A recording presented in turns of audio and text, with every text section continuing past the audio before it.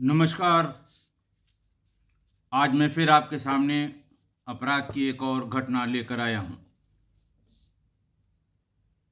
ये भी उसी समय की है जब मैं डीआईजी रेंज बरेली हुआ करता था। बात 20 जून 2019 की है। जनपद है बदायूं, थाना है फैजगंज बेहटा। वहाँ पर शाम के समय Shri Rajendra Prakash Sharma, son of Virendra Kumar Sharma, resident of B18, Ashiana, थाना सिविल लाइंस, जनपद मुरादाबाद, ये थाने पर आए मुरादाबाद से। और उन्होंने इंस्पेक्टर फैजगंज बेहटा कृपाल सिंह को बताया कि मेरा बेटा शुभम, जिसकी उम्र लगभग 26 वर्ष है, 4 जून को घर से दिल्ली अपने दोस्त के यहाँ जाने के लिए निकला। 6 जून को करीब 11:30 बजे रात में उसकी माँ ने उसे फ़ोन किया, कहाँ हो, कब आओगे। उसने बताया कि मैं दफ्तरा स्टेशन से निकल चुका हूँ मुरादाबाद के लिए और गाड़ी चल दी है, मैं थोड़ी देर में मुरादाबाद रेलवे स्टेशन पहुँच जाऊँगा।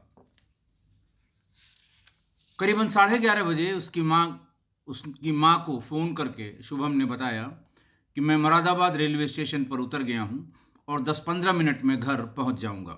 मेरा खाना बना लेना और खाना घर पर ही खाऊँगा। 12:30 बजे तक माँ खाना बना के इंतज़ार करती रही। पिताजी भी उनके जगते रहे, लेकिन तब तक वो नहीं आया, जबकि स्टेशन से 15-20 मिनट की दूरी थी सिविल लाइन में उनके मकान की। उसकी लोकेशन जानने के लिए फिर उसके मोबाइल फ़ोन पर संपर्क करने की कोशिश की गई तो मोबाइल फ़ोन स्विच ऑफ मिला। शुभम के पिता राजेंद्र शर्मा आगे बताते हैं कि जब उसका बार बार फ़ोन मिलाने पर स्विच ऑफ बता रहा था, मैं भाग के रेलवे स्टेशन पहुंच गया, क्योंकि जिस समय उसने अपनी माँ को बताया था कि मैं रेलवे स्टेशन पहुंच गया हूं, 10-15 मिनट में पहुंच जाऊंगा, उस समय वहां गाड़ी की चहल पहल और रेलवे स्टेशन के अनाउंसमेंट जो हर समय होते हैं उसकी भी आवाज़ आ रही थी। मतलब कहने का कि कोई शक नहीं था कि वो उस समय रेलवे स्टेशन पर नहीं था। वो भाग के पहुंचे। उन्होंने सबसे पहले ये पता किया कि 11:30 बजे कौन सी गाड़ी दफ्तरा रेलवे स्टेशन की तरफ से मुरादाबाद स्टेशन पर पहुंची है, वो किस प्लेटफॉर्म पर रुकी थी। जो जो सूचनाएं 10 मिनट आगे, 10 मिनट पीछे, आधे घंटे आगे, आधे घंटे पीछे की जहाँ जहाँ पता लगती रहीं, राजेंद्र शर्मा जी उस प्लेटफॉर्म पर जाकर लोगों से बातचीत करते थे। रात का समय था, बहुत ज़्यादा भीड़ भाड़ नहीं थी, इक्के दुक्के दुकानें वहाँ पर खुली हुई थीं। जो प्लेटफॉर्म की दुकानें हैं, कुछ दुकानें दिन में खुलती हैं और कुछ रात में मुस्तकिल खुलती हैं। उनसे भी बात की, हुलिया बताया, एक फ़ोटोग्राफ अपने पास रखे हुए थे वो दिखाया, मोबाइल में भी उसकी फ़ोटोग्राफ थी, वो बार बार दिखाते थे, लेकिन बच्चे का कुछ पता नहीं लगा। वो स्टेशन से बाहर तक, प्लेटफॉर्म से स्टेशन के बाहर तक, कि कहीं कोई एक्सीडेंट हुआ हो, कोई हादसा हुआ हो, कोई हॉस्पिटल ले जाया गया हो, कोई टूट फूट हुई हो शरीर की, इसके बारे में भी पता करते रहे, लेकिन कुछ पता नहीं लगा। सुबह के 8 बज गए। जीआरपी यानी गवर्नमेंट रेलवे पुलिस और आरपीएफ यानी रेलवे प्रोटेक्शन फोर्स के थाने, दोनों ही थाने प्लेटफॉर्म नंबर 1 पर हैं मुरादाबाद रेलवे स्टेशन में। कई कई बार राजेंद्र शर्मा वहाँ भी गए और उनके दिमाग में था कि रेलवे ट्रेन के भीतर या प्लेटफॉर्म पर अगर कोई भी दुर्घटना होगी तो वो जीआरपी की आंखों से नहीं बच सकती। वो इसी आशा में बार बार इनके पास जाते रहे। जीआरपी में कुछ सिपाहियों ने, जो उस समय ड्यूटी पर थे, उन्होंने कुछ कुलियों को, कुछ ठेले वालों को, कुछ खुंचे वालों को, कुछ फेरी लगा के चाय बेचने वालों को, इन लोगों को एक एक करके बुलाया, उन्हें फ़ोटो दिखाई और ये बताया कि करीब 11:30 पौने 12 बजे के आसपास ये आदमी प्लेटफॉर्म पर उतरा था, लेकिन कोई कुछ बता नहीं पाया। जीआरपी से वो बार बार क्यों पूछ रहे थे और उनके दिमाग में ये ऐसा क्या था, ये भी उन्होंने एक्सप्लेन किया कि साहब, इन लोगों से कुछ छिपा नहीं रहता। और बात भी सही है, क्योंकि जीआरपी और आरपीएफ वालों को स्टेशन पर रहने वाले चाय बेचने वाले, पूड़ी सब्जी बनाने वाले, खाना देने वाले, ठेले वाले, पानी की बोतल बेचने वाले और फल वाले, इनका सबका सीधा संपर्क, क्योंकि 24 घंटे उन्हें भी उसी लिमिटेड एरिया के प्लेटफॉर्म में और रेलवे कंपार्टमेंट्स में रहना है, और जीआरपी का भी जो जुरिस्डिक्शन है वो उतना ही है। इसलिए वो एक दूसरे को अच्छी तरह जानते हैं, पहचानते हैं, पते से जानते हैं। और ट्रेन में जितने भी अपराध होते हैं, जैसे जेब काटना, सबसे बड़ा अपराध ट्रेन में आज की तारीख में जेब काटने का है। जेब काटना, गाड़ी की खिड़की पर बैठी महिला की चेन गाड़ी चलते ही खींच लेना, गाड़ी में रात में स्लीपर क्लास में सोते हुए महिलाओं की पर्स और मोबाइल फ़ोन चोरी कर लेना, रात में स्लीपर क्लास में बर्थ के नीचे जो अटैची सूटकेस रखे होते हैं उनका चोरी हो जाना।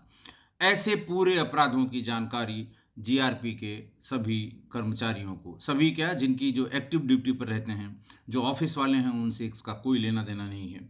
जो ट्रेन में ड्यूटी पर एक ट्रेन से, एक स्टेशन से कई स्टेशन आगे तक जाना, वहाँ से लौट के आना, यात्रियों की चेकिंग करना, सामान की चेकिंग करना, जो इस फन के माहिर सिपाही हैं उन्हें सब कुछ पता रहता है।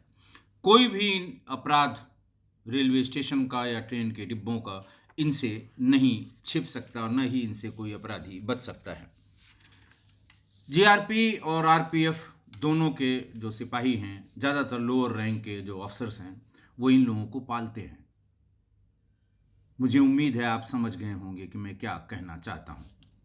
लंबी दूरी की ट्रेन्स जैसे एक्सट्रीम साउथ से आगरा, दिल्ली, मथुरा, कलकत्ता, इन सब जगह जो लंबी दूरी की ट्रेनें जिनमें 24 घंटे से अधिक की यात्रा होती है, दिल्ली या मुंबई से कलकत्ता की वो बीट इनकी बटी होती है, इन चोरों की।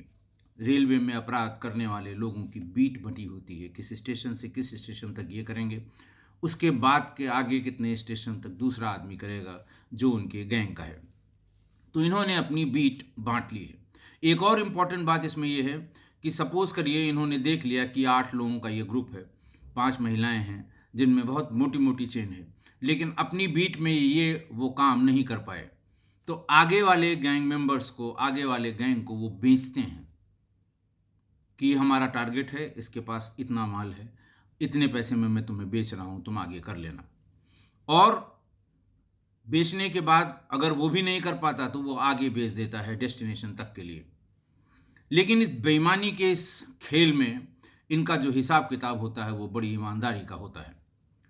बेचे हुए टारगेट से अगर उतना माल नहीं मिला जो कह के बेचा गया था, तो ईमानदारी से उस रेशियो में वो पैसा वापस भी कर देते हैं।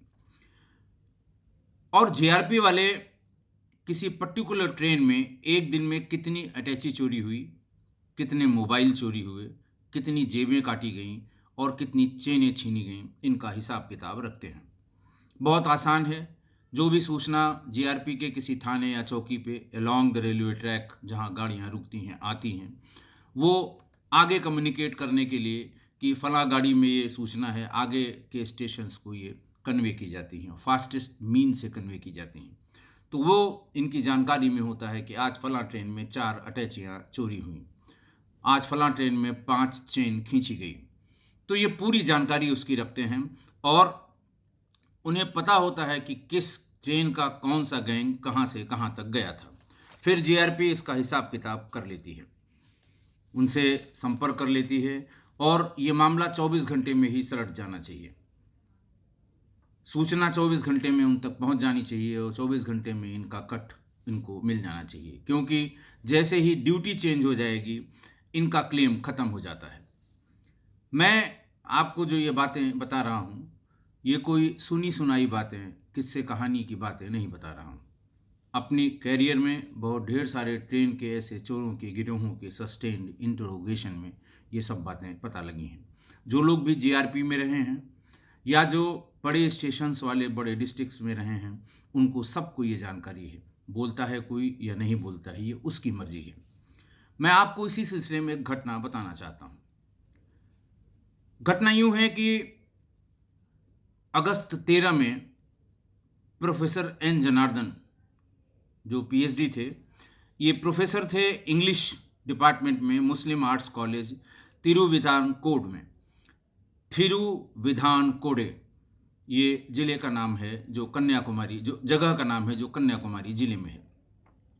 वो अपनी पत्नी और अपने साथी प्रोफेसर्स की परिवार के साथ उत्तर भारत में कई जगहों पर दर्शन के लिए या कई जगहों पर घूमने के लिए ट्रेन से आए थे। वो आगरा, दिल्ली, मथुरा ये सब घूमने के बाद बिहार के एक छोटे से गांव नदारा गए।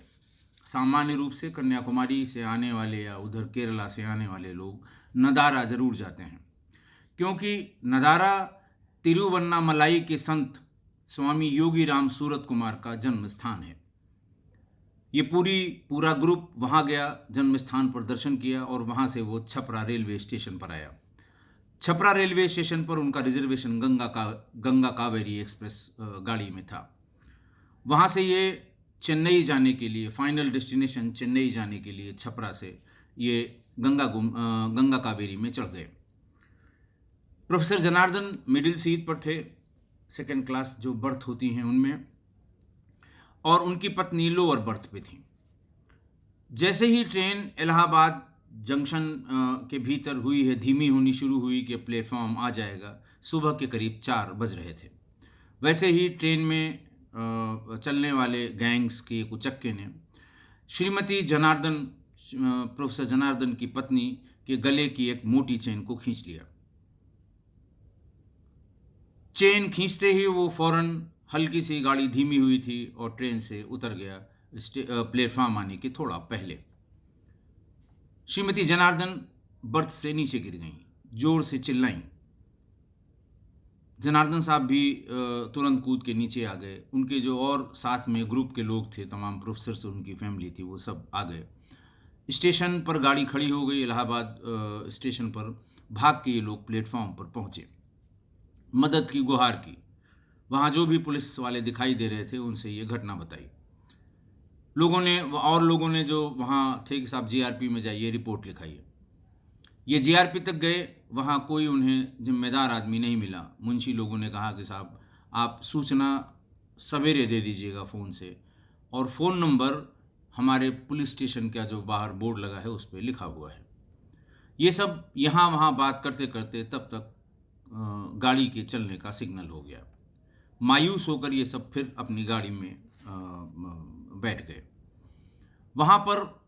वहाँ से ये चलते चलते जबलपुर तक पहुँच गए, लेकिन इनकी कोई मदद नहीं हो पाई। प्रोफेसर जनार्दन ने पुलिस, पूरी गाड़ी जो इंटरकनेक्टेड थी उसमें टीटी, रेलवे के ऑफिसर्स और पुलिस, ट्रेन में चलती ट्रेन का जो गार्ड होती है उनसे संपर्क करने की कोशिश की, लेकिन कोई हल नहीं निकला। जो ट्रेन में चलने वाले जीआरपी के सिपाही थे, उन्होंने पूछा साहब चेन कितने की होगी। इन्होंने बताया करीब 10 तोले की। उस समय में ये 2.4 लाख की उन्होंने बताया था। ये जबलपुर पहुंच गए। फ़ोन से जबलपुर में इन्होंने इत्तला कर दी। पूछते पूछते पूरा दिन परेशान रहे बेचारे। और एक ऑफिसर वहाँ से, सब इंस्पेक्टर, इनकी ट्रेन पर आया। उसने 2 पन्ने सादे कागज़ दिए और कहा सब घटना लिखिए, अपना नाम और नंबर लिखिए। वो पूरी घटना लिखते, नाम नंबर लिखते, तभी तक फिर सिग्नल हो गया और गाड़ी आगे को चल दी। उन्होंने वो तहरीर तो दे दी, लेकिन उन्हें एफआईआर की कोई कॉपी नहीं मिली। उसके बाद फिर वो चेन्नई पहुंच गए और चेन्नई में फिर रेलवे स्टेशन पर गवर्नमेंट रेलवे पुलिस के थाने में जाकर उन्होंने डिटेल्ड एफआईआर कराई। इधर इलाहाबाद रायबरेली एक सेक्शन है। इलाहाबाद रायबरेली सेक्शन के जीआरपी वालों को अगले दिन जीआरपी जबलपुर से डेली क्राइम की सूचना में ये पता लगा कि फलां महिला यात्री की गले की 10 तोले की चेन खींची गई है। आप समझ सकते हो कि फ़ौरन जो इंटरेस्टेड ग्रुप है जीआरपी का, उसको पता लग गया कि आज यही नहीं, इसके सहित कुल 4 चेनें अलग अलग ट्रेनों में उस दिन खींची गई थी। खैर, इनको पता था कौन गैंग है, कहाँ है। इनको सबको बजाय इलाहाबाद रेलवे स्टेशन के, इन्हें रायबरेली रेलवे स्टेशन पर बुलाया गया। जीआरपी के वही 3-4 जो सिपाही, जीआरपी में भी इनको हिस्ट्री शीटर सिपाही कहते हैं, ये सिपाही और वो अलग अलग जगहों से वो गैंग मेंबर जिन्होंने ये सब काम किया था, वो रायबरेली रेलवे स्टेशन पर रुके। किसी बात पर बात बिगड़ गई और लात घूंसे शुरू हो गए। मैं एसपी रायबरेली उस समय तैनात था। रात के करीब 12:30 बज रहे थे। वायरलेस पर यह सूचना आई, जीआरपी रायबरेली ने सूचना दी कि सिविल पुलिस के लिए कि कृपया आ जाएं यहाँ पर, यहाँ प्राइवेट व्यक्तियों में और जीआरपी के सिपाहियों में कुछ झगड़ा हो गया। इंस्पेक्टर कोतवाली रायबरेली उस समय संतोष द्विवेदी थे। बहुत लहीम सहीम और बहुत ही इफेक्टिव इंस्पेक्टर थे। वो गश्त पे ही थे, रात्रि गश्त पे। जैसे ही सूचना मिली वो 5 मिनट में स्टेशन पर प्लेटफॉर्म नंबर 1 पर पहुंच गए। ये पता लगा कि अभी ये झगड़ा हो रहा था। सिपाही तो जाने वाली किसी ट्रेन से भाग गए, लेकिन 2-3 लोगों को पब्लिक के और जीआरपी के लोगों ने घेर रखा था। 2 लोग उनमें से मिले, उन दोनों को गाड़ी में बिठा के ये थाने पर ले आए। थाने पर उनकी सेवा सत्कार हुई और उनके पास से 2 चेनें बरामद हुई, 2 मोटी चेनें। 2 गाड़ियों के नाम उन्होंने बताया कि साहब एक गंगा कावेरी से, एक किसी दूसरी गाड़ी का नाम उन्होंने लिया, वो भी साउथ बॉर्न एक्सप्रेस थी। तो इन 2 गाड़ियों से अलग अलग समय, ये 4 बजे और वो करीब करीब सुबह 7:30 बजे चेन खींची गई थी। वो साबित चेन लेकर क्यों आए थे ये पूछने पर उन्होंने बताया कि इन सिपाहियों के साथ ही हमें इसे सोनार के पास ले जाना था, तौल करानी थी, बेचना था, नगद पैसा लेना था और फिर जिसका जितना हिस्सा बनता है वहीं पर बांटा जाना था। और ज़्यादा और कम बताने के चक्कर में ये झगड़ा हो गया।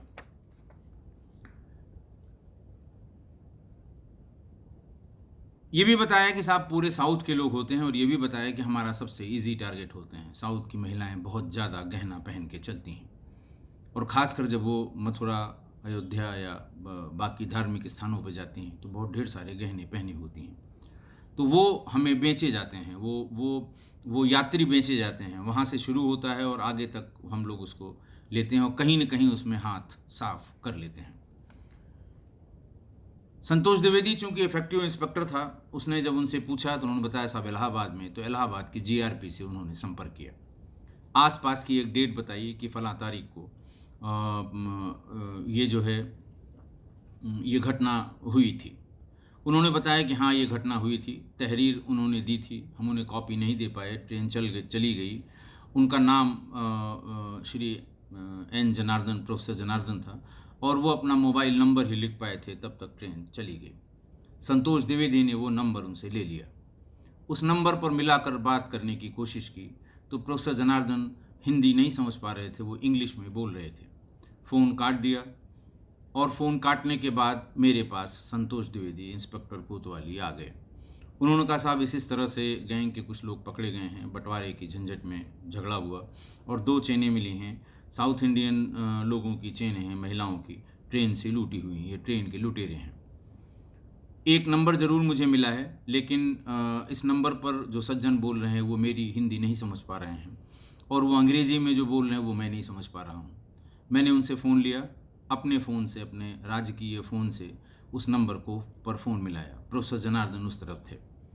उन्होंने बताया कि किसी इंस्पेक्टर ने फ़ोन किया था। मैंने उनको बताया कि इस तरह से आपकी पत्नी की क्या चेन लूटी गई थी और क्या आपने इस संबंध में कोई रिपोर्ट लिखाई थी। उन्होंने फ़ौरन क्राइम नंबर चेन्नई का बताया और जबलपुर में उनसे लिखवा के लिया गया था, ये भी उन्होंने पूरी बात बताई। मैंने उन्हें अपना ईमेल आईडी दिया और ये कहा कि कृपा करके मैडम की ये जो चेन गायब हुई है इसकी कोई फ़ोटो उपलब्ध हो, किसी शादी ब्याह में उन्होंने पहनी हो या किसी फंक्शन में पहनी हो या वैसे किसी वजह से हो, वो हमें भेज दें ताकि हम ये मिलान कर सकें कि ये लुटेरे जो बात बता रहे हैं वो सही है या गलत है। प्रोफेसर जनार्दन ने फ़ौरन अपनी पत्नी की एक फंक्शन की फ़ोटो भेजी। देखते ही हम लोग जान गए कि ये वही चेन है जो प्रोफेसर जनार्दन की पत्नी ने पहन रखी है। उन्होंने पूछा आप कैसे होगा, मैंने कहा आपको यहाँ आना होगा। एक छोटी सी कोर्ट की फॉर्मेलिटी होती है जिसमें हम आपको ये चेन सुपुर्दगी में दे देंगे। उन्होंने कहा ठीक है, हम कोशिश करेंगे, हम ज़रूर आएंगे। मुझे भी लगा कि शरीफ आदमी है, भला आदमी है और ये अगर इसको ये चेन मिल जाएगी तो ये कम से कम एक आदमी ऐसा हो जाएगा जो पुलिस की आलोचना नहीं करेगा कभी भी। बहुत दूर की बात है, वो कन्याकुमारी में प्रोफेसर हैं, घटना इलाहाबाद में हुई है, रिकवरी रायबरेली में हुई है। जनवरी के मध्य में, जनवरी 2014 में श्री जनार्दन अपने एक मित्र के साथ रायबरेली आ गए। मेरे कक्ष में, एसपी के कक्ष में। उस समय एक बड़ी गंभीर मीटिंग चल रही थी और हमारे बहुत सीनियर अधिकारी आए हुए थे। उन्होंने बाहर वेट किया। जैसे ही मीटिंग ख़त्म हुई, बताया गया, मैंने उनको आदरपूर्वक बुलवाया, कहाँ रुके हुए थे उनसे पूछा, उनके रुकने खाने की व्यवस्था कराई। शाम हो गई थी, कोर्ट्स उठ चुकी थी। रात में वो रुके। संतोष द्विवेदी और एक एसके सिंह करके सब इंस्पेक्टर क्राइम ब्रांच का, जो इंट्रोगेट जिसने किया था, उन दोनों को कोर्ट में भेजा गया। कोर्ट की छोटी सी प्रोसीडिंग्स के बाद उनकी चेन उनको वापस मिल गई। वो बहुत भावुक हो गए।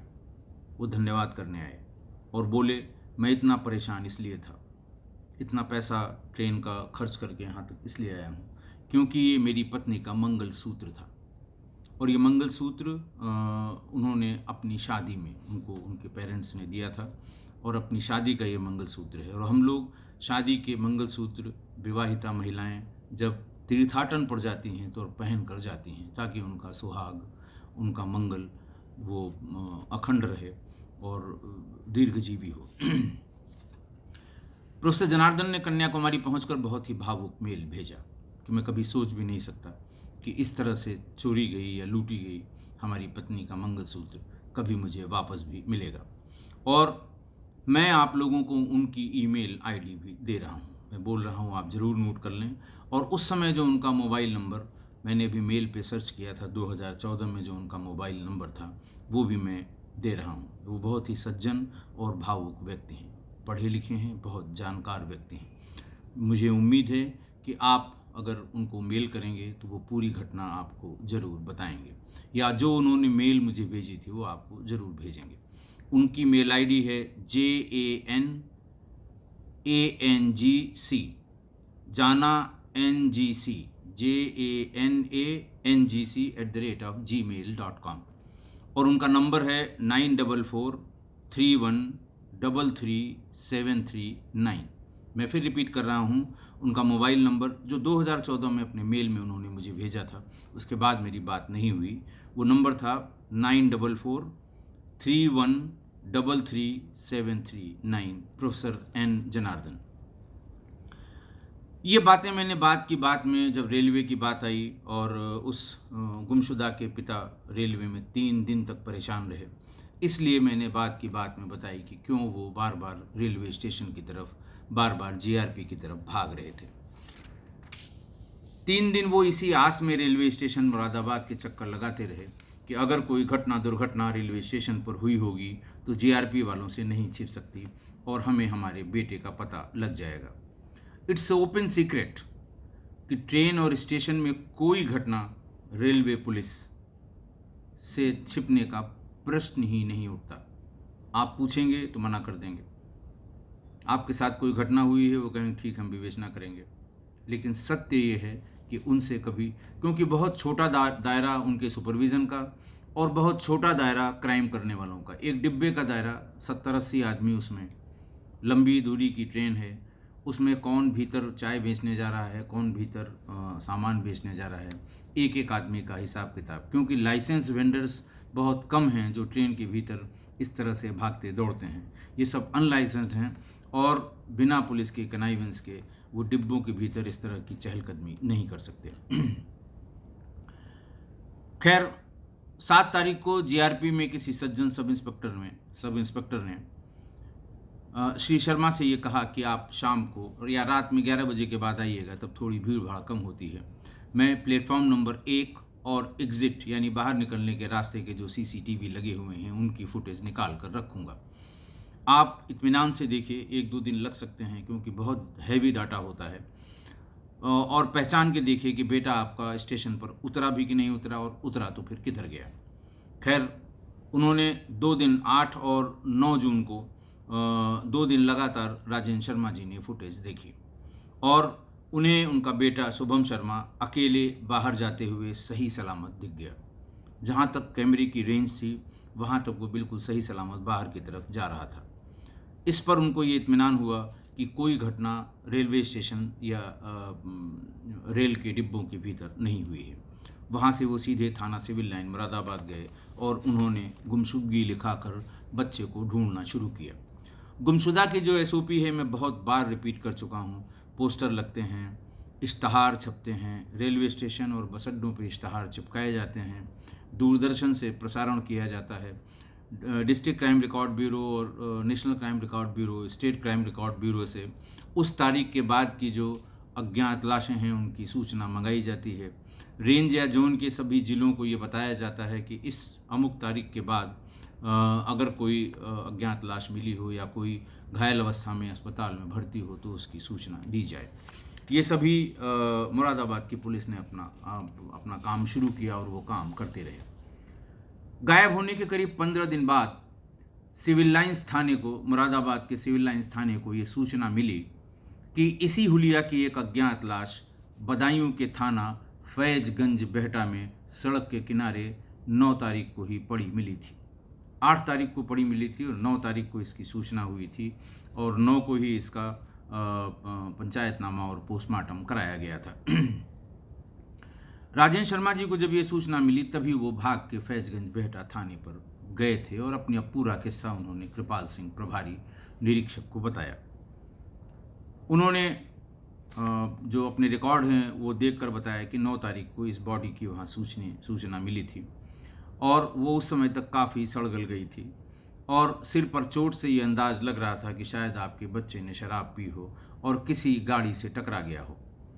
उसके सिर पर और बदन पर काफ़ी चोट थी, इसीलिए उसका कोई मुकदमा नहीं लिखा गया। एक इत्तफाकिया जीडी में एक एंट्री की गई कि इत्तफाकिया यानी ये कोइंसिडेंटली कहीं इसको चोट लग गई जिसकी वजह से इसकी मृत्यु हो गई। हालांकि ये बात बिल्कुल गलत थी, झूठ थी और मिनिमाइजेशन ऑफ क्राइम था, क्योंकि पोस्टमार्टम रिपोर्ट उनको मिल चुकी थी। 72 घंटे तक बॉडी पोस्टमार्टम हाउस में रखी गई थी, उसके बाद अंतिम संस्कार हुआ था। बॉडी के कपड़े और फोटोग्राफ संभाल कर थानों में रख लिए जाते हैं जो रखे गए थे।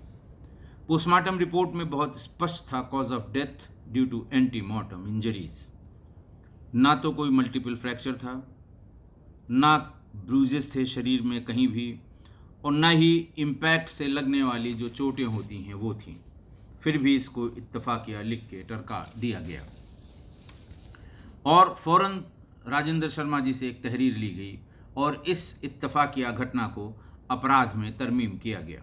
क्राइम नंबर 98/2019 2019 धारा 302 और 201 हत्या और हत्या के साक्ष्य को छिपाने या मिटाने के प्रयास की FIR थाना फैजगंज बेहटा में लिख ली गई। जो इंस्पेक्टर इंचार्ज थे थाने के कृपाल सिंह, उन्होंने स्वयं विवेचना ग्रहण की।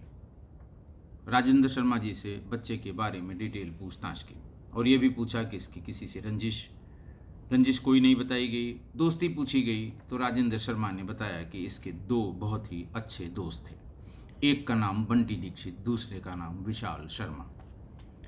उन दोनों के मोबाइल नंबर के बारे में उन्होंने कहा मैं घर में पूछ के बता सकता हूँ। उन्होंने घर पे फ़ोन किया और इन दोनों के मोबाइल नंबर घर से ले लिए।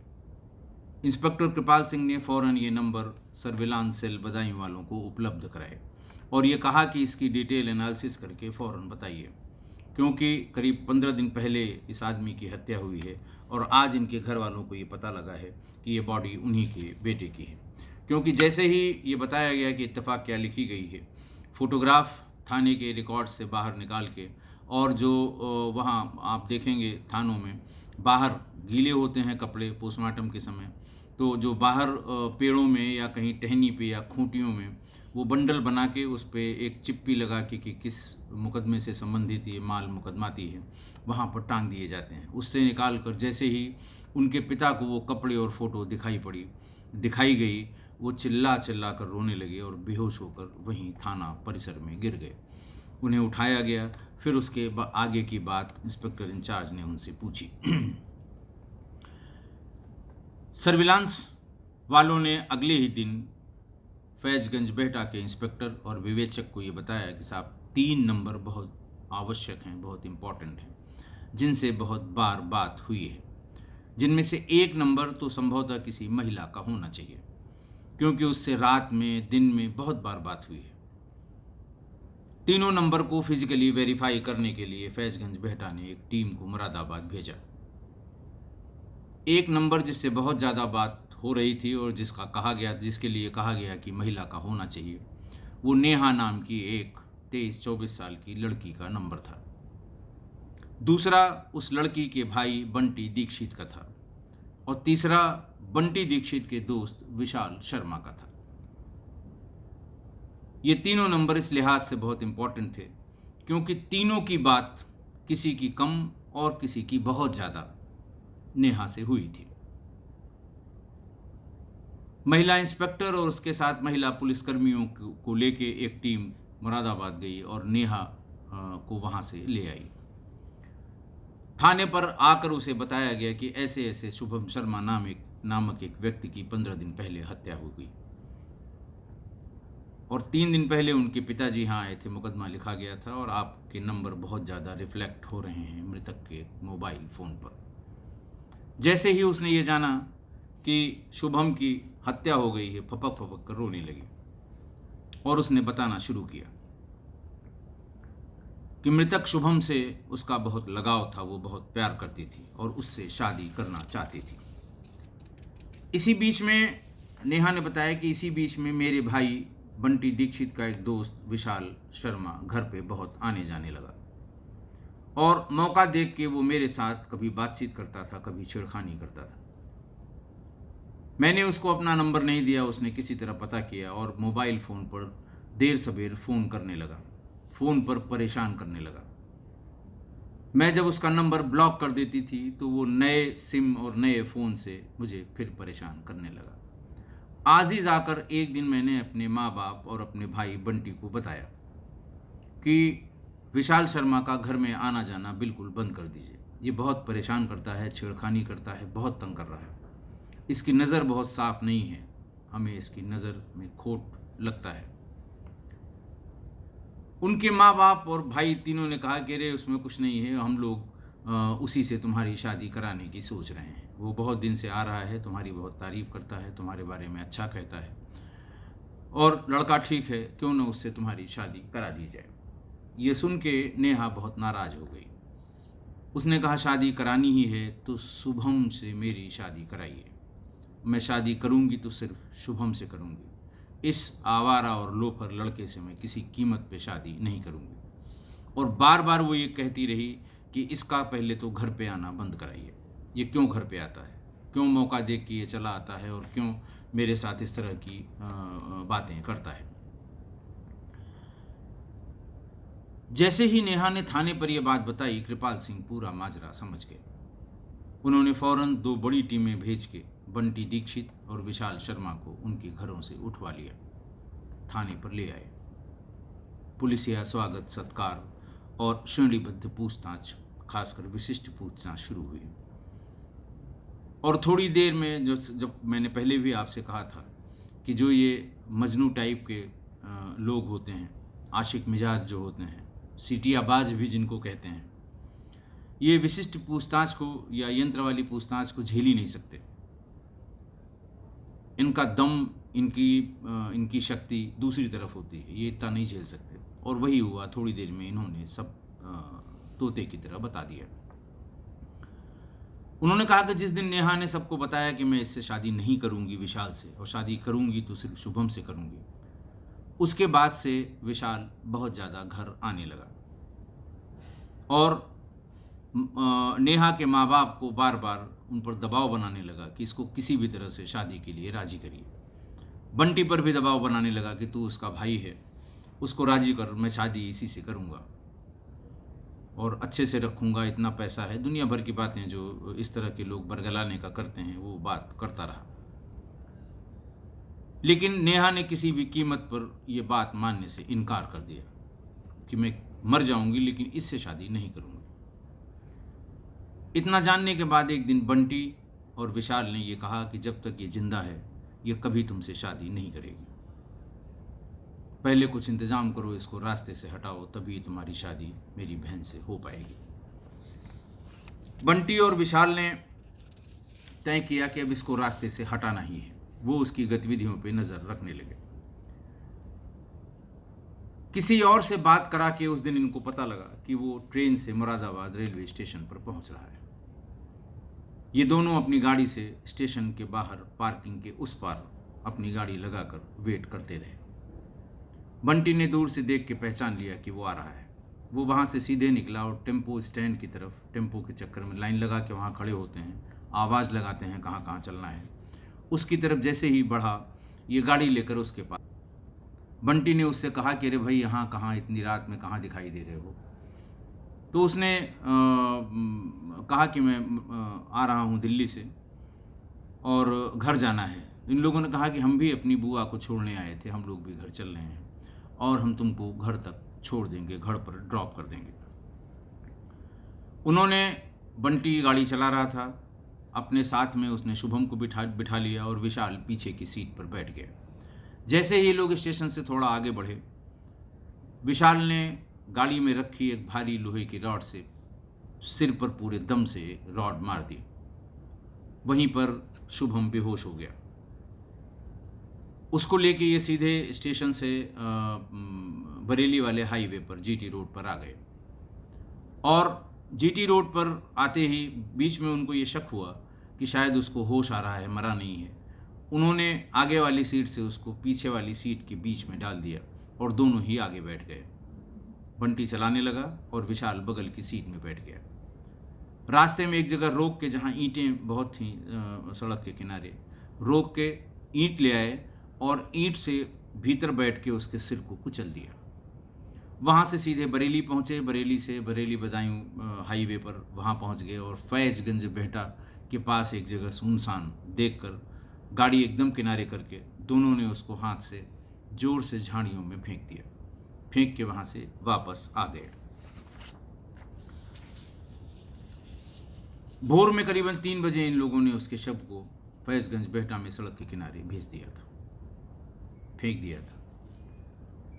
इतनी बात जानने के, इतनी स्वीकारोक्ति के बाद दोनों को 28 जून 2019 को गिरफ्तार करके जेल भेज दिया गया। शुभम की पहचान न हो पाए इसलिए रास्ते में ही उन लोगों ने उसका पर्स, आधार कार्ड, मोबाइल सब कुछ निकाल लिया था, जो गिरफ्तारी के बाद इन लोगों के पास से बरामद हो गया। सभी साक्ष्यों के साथ 2 अक्टूबर 2019 को चार्जशीट नंबर 125/19 को न्यायालय में सभी डॉक्यूमेंट्स सबमिट कर दिए गए। न्यायालय में इसको दाखिल कर दिया गया। दोनों जेल में हैं और ट्रायल चल रहा है। अब आज की घटना आप समझ ही गए होंगे कि शुभम निरपराध था, निरीह था। उसका गुनाह सिर्फ ये था कि वो किसी से प्यार करता था। ये रिश्ता किसी को पसंद है या नापसंद है, इसकी ओर उसने कभी ध्यान भी नहीं दिया और बेमौत मारा गया। एक गलती नेहा से भी हुई, चाहे वो जाने में हुई चाहे अनजाने में हुई। उसने जो ये कह दिया है कि अगर शादी करनी है तो शुभम से ही करूंगी, या शुभम से ही करा दो शादी अगर तुम्हें कराना ही है तो। जब ये बात घर में किसी को नहीं पता थी तो ये बात नहीं कहनी थी। कोई अगर पूछता तो ज़रूर बता देती। ये गलती उसके पार्ट पर हुई थी। और सबसे बड़ी गलती माँ बाप की। जब नेहा ने कह दिया कि विशाल का घर आना जाना बंद करा दीजिए, वो छेड़खानी करता है, उसकी नज़र ठीक नहीं है, तो घर वालों को वो शादी करते या ना करते विशाल का घर आना बंद करा देना चाहिए था। वैसे भी हम उम्र दोस्तों का उस समय घर में होना अच्छा नहीं माना जाता जब घर में कोई जवान या ग्रोन अप लड़की हो। बड़े बुजुर्ग हमेशा इस पर आपत्ति करते रहे हैं और वो इस पर निगाह भी रखते रहे हैं। आशा है आप मेरी बात से सहमत होंगे। अगर आप कोई और कारण समझ रहे हों तो मुझे ज़रूर बताइएगा, मैं भी जानना चाहूँगा। आज के लिए बस इतना ही। बहुत बहुत धन्यवाद।